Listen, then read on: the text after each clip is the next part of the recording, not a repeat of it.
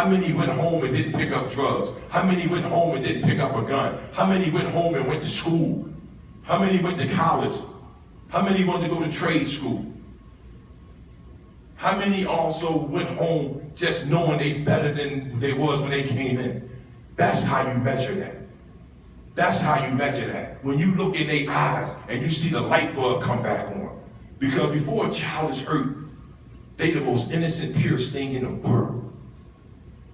They the most, look at the children, your grandchildren. Look on your phone, y'all know grandchildren and stuff. Look at their eyes. Look at the light in their eyes. But the moment they disappointed, the moment they get hurt, you see the dullness come. And y'all done seen a lot of lost souls come through here. Y'all done seen a lot of lost souls sit in front of y'all. Angry at the world, don't even know why they angry. Lashing out, profanity, spitting, cussing, fighting. And you trying to figure out why they acting like this. Because the environment that they come from, you have to understand where they come from. You have to understand the mentality of the individuals you're dealing with in order to help them. You don't go to a doctor and ask him to operate on you and he don't check you for symptoms to see what's going on. He asks you a lot of questions. He do a lot of probing to find out what ails you. That's what he does. That's the same thing. You have to have the mentality of a doctor. You ready to do surgery when a youth comes to you. You have to operate on the old life, and when they come out of anesthesia, which means the environment you have them in, they should be fixed to a point where they can go home and be productive.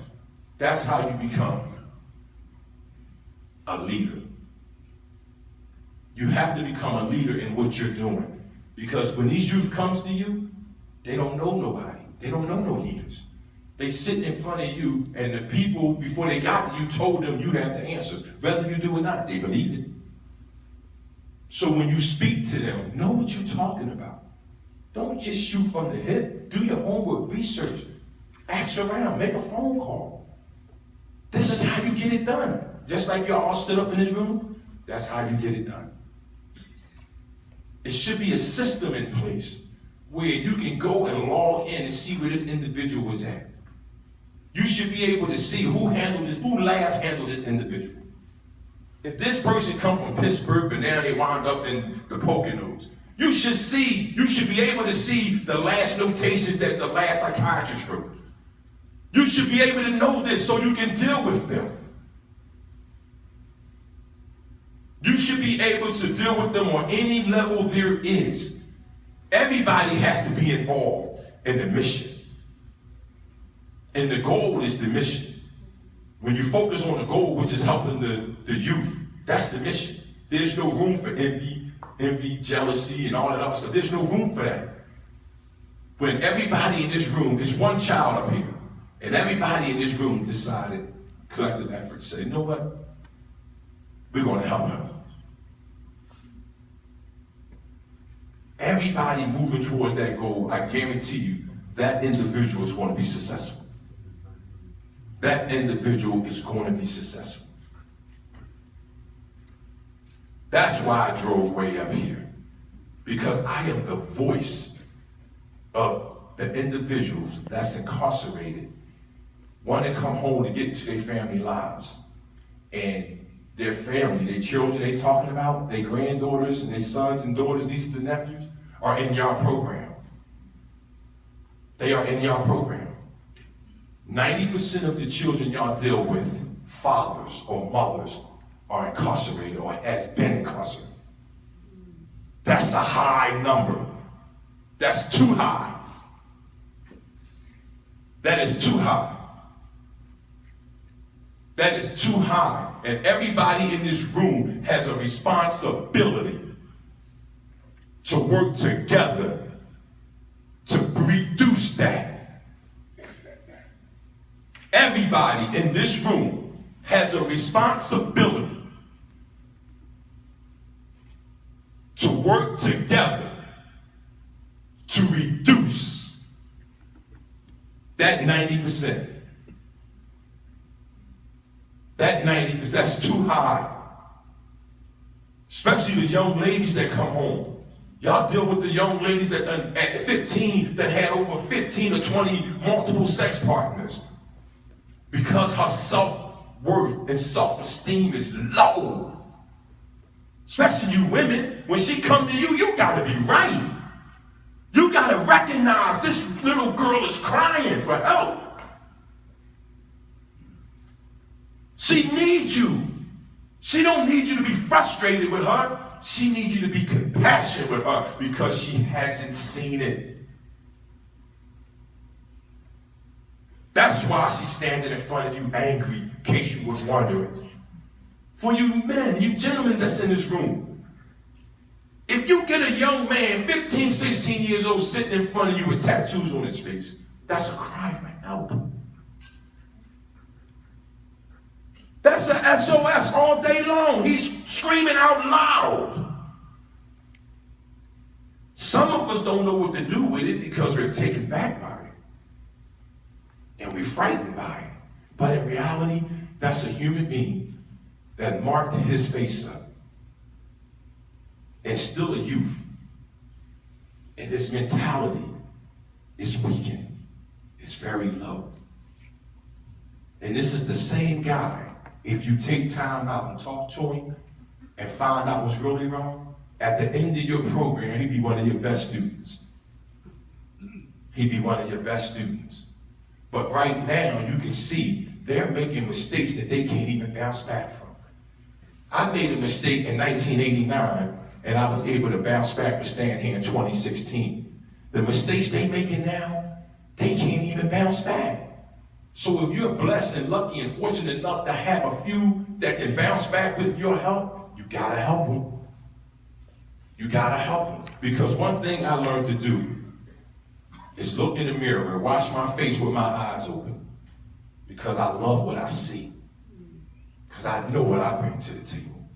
But when you look in that mirror in the morning, be it a teacher, administrator, a janitor, or whatever you are, and you know for a fact you didn't take it to the max, you know for a fact you didn't really try to help, you just went along with the routine, something wrong with that picture. Something wrong with that picture. You don't have to stay that way. You can change just from this conversation today. You need to be able to look in the mirror and say, I'm proud of what I do. Why? Because I do it to the best of my ability. I do it to the best of my ability. Because some of us are gifted at this, and some of us are talented at this. The talented ones gotta work on talent. Gotta work on it. But when you're gifted, it's just a gift. It's just a God-given gift. It's what it is. I can walk in any room, literally, and I can address any room on what I know. I'm only an expert on what I know, what I have been through. I don't go to a deep sea fishing crew and talk about golfing. You'll run me out of here. That's reality. You will run me out of here because you know he don't know what he's talking about. But when I talk about them youth, when I'm talking about the anger management that's needed, when I talk about their parents in jail, when I talk about their negative environment that y'all got to deal with, I bet y'all know what I'm talking about. I bet you know that. Because I deal with them all day, every day. I deal with their fathers. I deal with their mothers. I deal with their grandmothers. 2 months ago, I had a mother. Now listen to this, 81 years old, come to my program with her 61-year-old son. He just come home sleeping on her couch. Wow. It just got real. He got a nerve to be a grandfather and a father. So you see what you're dealing with? Here come a youth where her grandfather is on her great-grandmother's couch. You see what you're dealing with? You gotta change the way you deal with them if you're not already doing it. If you're already doing it, then just sit here and keep listening. But if you're not doing it, start doing it. Because the moment you start doing it, you just saved a life. And when you plant seeds, here's something I know to be true. You don't know whom you help until somebody tell it to you or the person, individual themselves walk up to you. But you don't know. You just keep plowing along. And I give you a perfect story. I spoke at a school when I first came home in 2012, Overbrook High School, Overbrook Elementary School. And it was a 4th grade class in there. And I taught them to dream your dream. And I had them standing up at the top of their lungs screaming, dream your dream, dream your dream, dream your dream. Now remember, I started out speaking in the prison, in the penitentiary, to hardcore criminals. And see how crowded this room is? It was maybe 10 times more than that. Because when you speak the truth, you don't have to do nothing to it. You don't have to dress it up. You don't have to tweak it. Just put it out there. It'll land. It'll land where it's supposed to land. I went to this school, and I had these youth screaming, dream your dream, dream your dream. 3 days later, I go to a local supermarket, and I'm up there, and I'm standing in line. And this young lady, had to be about maybe, how old are you when you're in 3rd grade? 8, it's about 8 years old. And the only reason I know her name is Cassie is because she ran up to me and hugged me. Now, men,